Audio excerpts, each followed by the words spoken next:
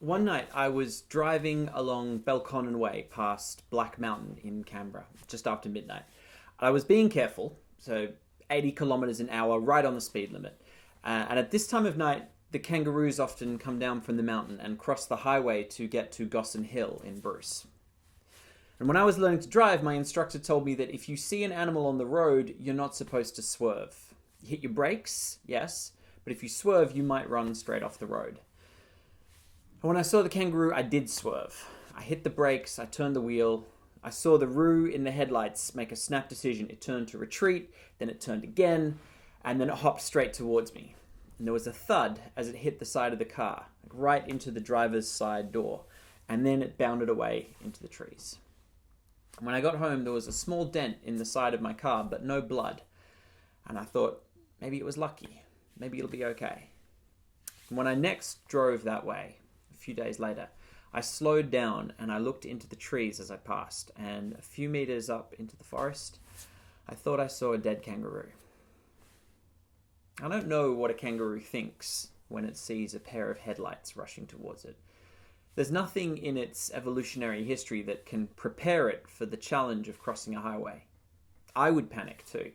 I would hop the wrong way and slam right into the car before I even knew I'd done the wrong thing. Every day, millions of animals are struck and killed by cars, ships, planes, and boat propellers. There are no global statistics for roadkill, but in the United States, the annual death toll includes roughly 2 million deer, 1.2 million dogs, about 5.4 million cats, 20 whales struck and killed by ships, about 100 manatees killed by boat propellers, around 10,000 birds killed by planes, and roughly 5,000 human beings. So at least 365 million vertebrates killed each year by cars in the US alone. Globally, the figure is more like billions. Now, these deaths first emerged in the early 20th century as automobiles became common. So in the 1920s, people were horrified at the spectre of all of this bloodshed. Early commentators questioned whether we should continue to drive at all if we couldn't find a way to mitigate this impact. But that didn't happen. Instead, we got used to it. We came to accept wiping out animals on the road as part of the reality of travel. Now, if you're driving along at high speeds in any kind of vehicle, you are what scholar Gary Kroll describes as an accelerated species. Now, a cheetah, by way of reference, goes very fast, up to 100 kilometers an hour, in short sprints of maybe a few hundred meters. But cheetahs have evolved to operate at those high speeds. Humans go much faster than cheetahs, and not just in short bursts, but for thousands of kilometers at a time. And we are not equipped to operate at those speeds. When you're traveling at 100 kilometers an hour, you are effectively a different species. You're not a primate, you're a missile. And one of the most interesting variants on roadkill is bird strike, or snarge.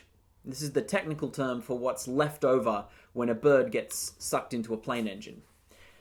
Now, snarge is fascinating because it is a rare example of animals hitting back. When we hit a deer or a kangaroo on the road with a car, those animals end up dead. When a goose gets sucked into the engine of a passenger aircraft, the goose dies, but also so might everyone else. The famous miracle on the Hudson River occurred when a plane taking off from New York's LaGuardia Airport in 2009 struck a flock of Canada geese. The plane lost power in both engines and it had to make a desperate water landing in the river. On my way to the London Olympic swimming pool one morning, I encountered this teenage boy with a hunting hawk on his wrist walking up and down the concourse of the Stratford Centre. And he explained to me that the Stratford Centre hired him to patrol with the hawk each morning to make sure that no pigeons encroach into the shopping mall. But that was his side hustle. His main job, he explained, was at the airport. It turns out that British airports keep flocks of hunting birds and their handlers on site to keep the vicinity free of bird life. If a bird gets near the runway and hits a plane during takeoff or landing, it could cause hundreds of casualties. When humans travel at these extraordinary speeds, we become lethal, but we become vulnerable too. As a society, we haven't developed a very sophisticated etiquette around roadkill. Perhaps, at a minimum, we're expected to put an animal out of its misery if we hit it. In Australia, there's the added twist that a kangaroo or a wombat that you hit with your car may have a living joey in its pouch. So you'll often see roadkill by the road with crosses spray painted on their body to indicate that they've been checked for living babies. When I perform the show You're Safe Till 2024, I often ask people in the audience to put their hand up if they've hit an animal while driving. And typically, about half the crowd raises their hands. Even, surprisingly, in Singapore. And then I ask people to raise their hands if they've ever shot an animal. And at most, it's 1 or 2 people. Now, killing an animal with a car or shooting it with a gun produce the exact same end result. But morally and legally, we see them as very different things. We don't hold someone responsible if they hit an animal with a car. I mean, after all, if an animal runs out on the road in front of you when you're going at 100 kilometers an hour, you don't really have a choice in the matter. And that is what makes roadkill so fascinating. As Gary Kroll points out, this is a new type of death in the history of the planet. It's not one species killing another for food. It's not one species killing another for fun. This is one species killing another by accident because we're going too fast to even see them. Now, this is all part of what it means to be an accelerated species. We're wiping out huge numbers of other creatures, but for the most part, it's not because we're hunting them. These creatures are dying due to land clearing, habitat destruction, disease spread, introduced species, and they're dying on our roads.